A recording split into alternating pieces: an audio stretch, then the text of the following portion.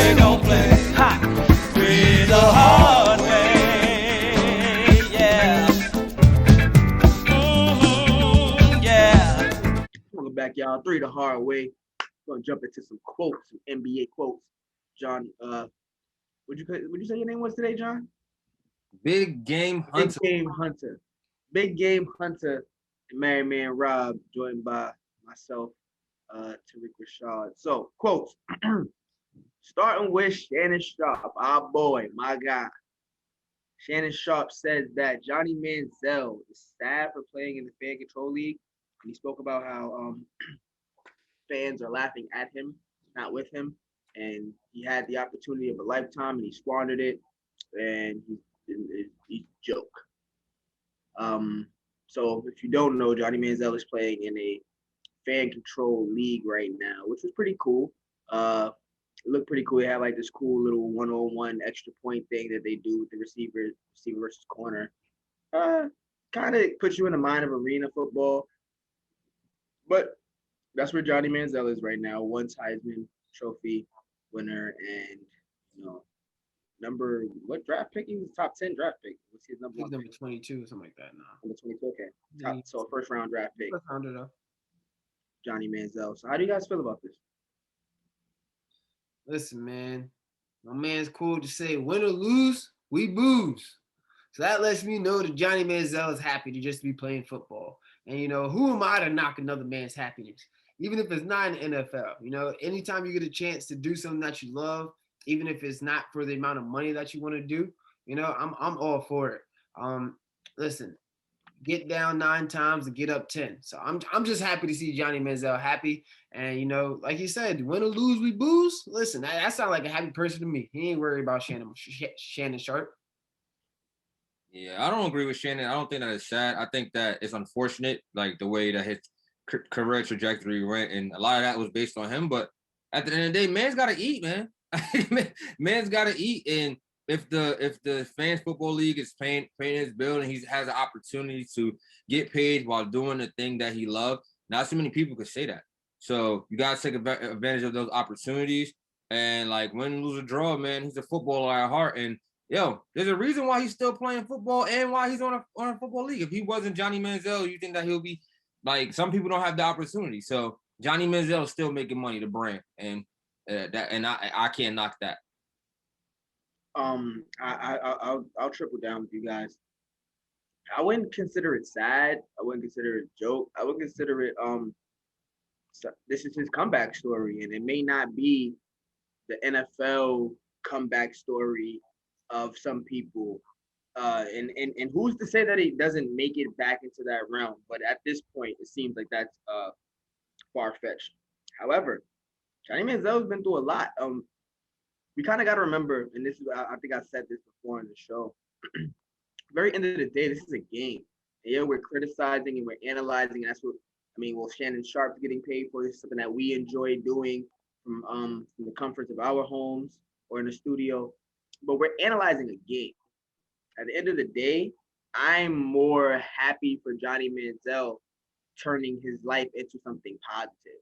As long as the guy is doing something where his happiness is being met, where he can, like you said, John, he can put food on the table, pay his bills, get that check.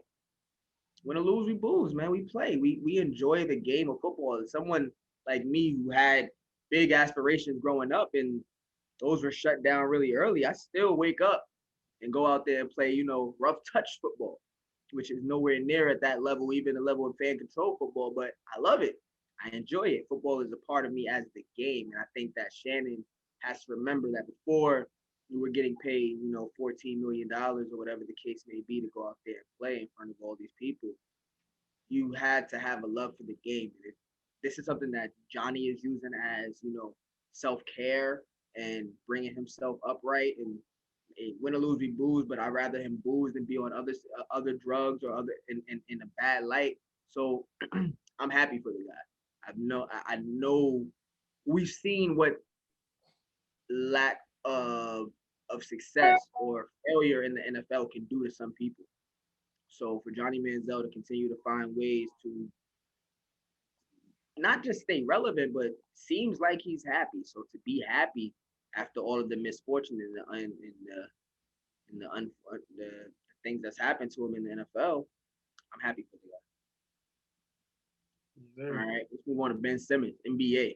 Ben Simmons says he feels like he is the best defender in the league. Rob, he the best defender in the league? I think he might be the most versatile defender. I don't think he is the best. I think this puts a target on his back. You know what I mean? I've seen a lot of people going at him just last night. Donovan Mitchell hit him with a pump fake, flew past him, hit a three. And I know like people see this. I think he definitely is an improved defender. I think he's taking pride on that end of the court, but I don't think he's the best defender. No. And this is Doc Rivers talking and spewing that confidence in him, like, yeah, you're the best defender. You know who you are. And I think that that's what's going on. You can tell in the way that he's played that he has taken pride now more so than ever in defending. I think Doc has found out what his niche is. He understands that he's not going to be a knockdown shooter. He's not going to be a scorer. But just like what he did with Rondo is you can affect the game in different ways. You can affect the game in different ways and be successful in that. I think that he is a versatile defender. And when you talk about elite defenders, you do something special, right? You either get steals on ball, you block shots, like your defensive presence and play in clutch moments, they arise to the occasion. And for me, I'm not seeing that consistently with Ben Simmons. He's not top 5 in blocks or steals, right? So with that being said, the thing that makes him a Army Swiss knife is the fact that he can guard 1 to 5 efficiently. And in today's NBA, that I think is more important. The versatility is more important than the actual skill set of being a sit-down, lockdown defender. And that's where he's getting at. But as far as the best defender in the league, no, I'll still go with Draymond, Pat Bev, and there's other defenders out there. Kawhi Leonard, those guys are better than him as defenders than me. Yeah, that's the main thing about me and Ben Simmons is, or that comment is, this year no one's really like stepped up as that elite clamp guy. You know, you don't have. I mean, maybe you guys disagree, but I don't know anyone where I'm like, oh yeah, that's the dog, that's the Klay Thompson of this year, that's the Pat Bev of this year, that's the Tony Allen of this year, that's the Rondo of this year. You know, I don't see that in the league this year. And when your last game, you go and drop 42 on the defensive player of the year, Rudy Gobert, I can see where the confidence comes from. He can do something that Rudy Gobert can't do, which is he can be 6'10", 7 feet almost, and still guard your 1, still guard your 2. When you put Rudy Gobert in that situation, we've seen Steph run circles around him. Got the taller guard that doesn't shoot, drop 42 on him. So I don't see it. I don't see anybody that's really special, super special, elite defender at that position. So I kind of understand Ben Simmons putting his name in the pot. It's the perfect time to do so. And now, like you said, there's a target on his back. So when those big games come, a lot of scorers are circling that date. What it does help with is take pressure. It kind of takes pressure off of the Embiid Simmons talk, and that's something that I think is necessary. If you're gonna make yourself a headliner or a spotlight, keep it as far away from the Ben Simmons and Joel Embiid isn't working. And secondly, the only way you can do that is if you win. They're number 1 in the East right now. They are in a little bit of a slump at 18-10, so you're still winning. So make sure that's not the conversation. Put some type of different target on your back. I do this in football. When I feel like the guy on the other side of the field, I play in corner, I feel like the guy on the other side of the field may not be as set up for this game as I am, I'll put the target on my back because I want you to target me as opposed to targeting the other guy. I have something to do about it now. So I think it's a great idea for me. I will say this about Ben Simmons, man. And like you said, John, just to piggyback, this is definitely Doc Rivers all written all over it. Like I see the same thing that he did with DeAndre Jordan a few years back in Lob City. I need you to win Defensive Player of the Year, you know, and then also on the other side of the court, you know, I see He's playing a lot more aggressively, bro. He's getting a lot more post-ups. He's finishing at the basket and really utilizing the full 6'10" point guard capabilities. You know what I mean? So I do want to give Big Simmons some credit in that area, though. Speaking of credit, our last quote of the day is Stephen A. Smith says he needs to apologize because he hasn't given Dame Lillard enough credit. Dame Lillard will no longer go unnoticed by Stephen A. Smith.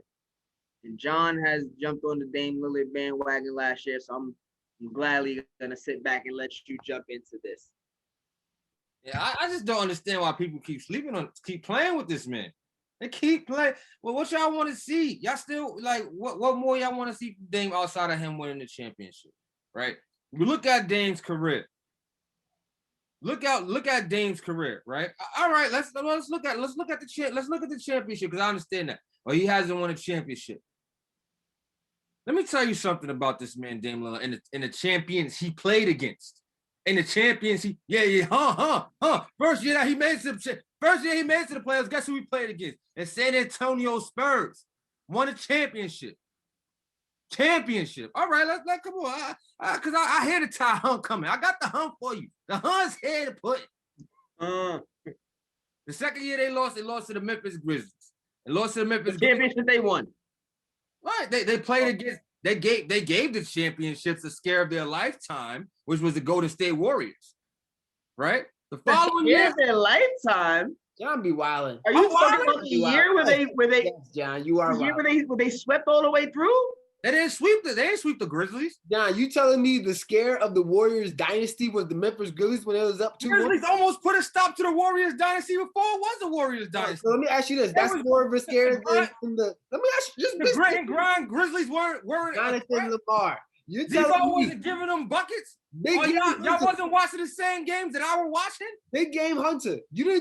So you're not telling me that, at the end of that series, we didn't say, wow, this Warriors team, they done killed that whole defensive, slow it down, change the pace. You're telling me that Memphis team that was up 2-1 and 2 games away from elimination was more of a scare than the Rockets when they were up 3-2? That's what you're telling me? More than a scare of the OKC Thunder when they was up 3-1? That's what you're telling me. That Grizzlies team almost put more scared of LeBron James. He was up 1-0. That Grizzlies team was more, I will say this. The Grizzlies team almost put a stop to the dynasty before the dynasty even happened. I'm going to keep going. That Grizzlies team. The following year, they played against another Golden State Warriors team that won the champions. So that's 2 champions, right? Following that, they got a bad loss against New Orleans. They got swept against New Orleans. I'm not even going to lie. He got swept. Wasn't they the 3 seed and New Orleans was the 6 seed or something like that? They were a 3 seed. New Orleans was a 6 seed.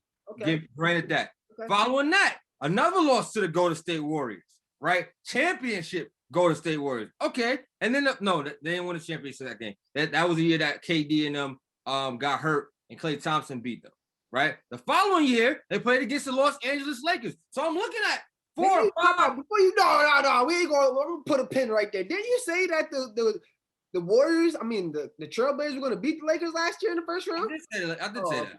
Okay. But at the end of the day, you're proving my point that the teams that they lose to, either 1, go to the championship, 2, or 1, go in the championship, or no, I can't even say that. They only had 2 bad losses. They had 2 bad losses. No. Every time the Falcons lost in the playoffs, we went to the Super Bowl. Who cared? We lost to the Giants. I said the same thing. They won a Super Bowl. We lost to the Packers. Same thing. They won a Super Bowl. It goes year after year. We lost to the Patriots. I ain't trying to hear that, man. Win a championship. But at the end of the day, I'm trying to tell you, bro. If you're going to just use 2 years, if you're going to say just 2 bad years, if you talk about Memphis and New Orleans, then Russell Westbrook's in the same category, and he's gone further in the same boat so I'm not going to use that loss. The difference is Dame Lillard's still winning right now. That's the difference. Okay, Dame's still winning. Here's my thing. If you're going to have that same argument, I said I could. You're not going to the championship, and you got to have the same argument with James Harden, who hasn't went into the championship and lost the same time. You're going to have that same argument. Have that same argument. So he should be in that category with them. He shouldn't be in the category with the MVP winner. What MVP Dame got? With He the, get MVP. with the scoring title winners? What scoring title Dame got? I say he's the first team all selection. I don't. Do he got what they got? He don't got what they got. Five He's not going to. He's not Five times. First team in the 5 times. He don't got played in the MVPs. finals. He don't got scoring titles. He don't got championships. He don't got MVPs. He don't got scoring titles. Or He's assist not in titles. the category with them. He's not.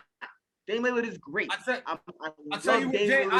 tell you what James Harden and what Westbrook don't have. They don't have memorable game winners over multiple teams and multiple playoff series. I'm not trying to hear none of that. So he separates himself in that area and clutchness. And that's the difference between if you would have put Dame Lillard, I guarantee you put Dame Lillard on that OKC team, go to state again, going up 3-1 against Golden State and make it to the championship. I guarantee you. You switch Dame Lillard, you put Westbrook in there, they go to the championship. I don't want to hear ifs and all that stuff because you're never gonna see it, and that's your issue. That's the issue with Dame Lillard.